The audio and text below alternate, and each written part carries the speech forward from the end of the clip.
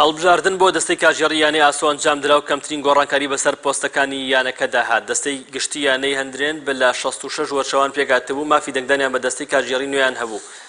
51 کەس ئامادەیی لە هۆڵی هەڵبژاردن هەبوو، 5 کەسیش بۆ 5 پۆستی دەستەی کاژێڕی خۆیان بەربژێر کردبوو. سەرجەمیان خاوەنی بڕوانەمە بوون، بێبوونی هیچ ڕکابەرێک دەستی گشتی بە دەنگدانی نهێنی دەنگی بار 5 بەربژێرەکەدا و هەر 5یان بوونە دەستەی کاژێڕی نوێ.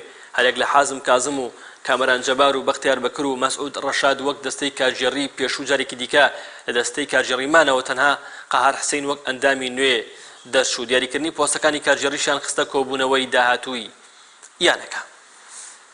هەڵبژاردنەکە بە تەبیعەتێکی سەلس و تەبیعی بەڕێوەچوو، چونکە ئیشەکان خۆبەخشانە دەکرێتن، نادی ئاستێکی دارایی ئەوها بە قۆتی نییە تا کۆمەڵی منافسە و شتی تێدا بیتن.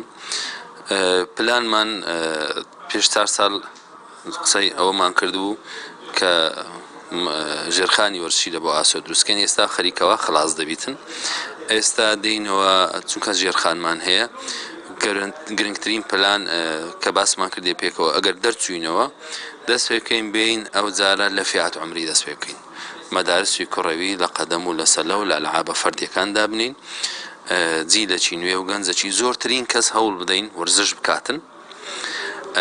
ئەو جا پارە بەو کەسانە بدەین کە ئاسیان هەیە لە گچکەییەوە بتوانین فەریقە گچکەکانمان ناشئین و ئەشبال و شەبابمان هەبی، ئەوانە بینین سەر لە نوێ بیان کەینەوە، یاریزان لە داهاتوو بتوانین ئاستەکی باش بشان بدەین.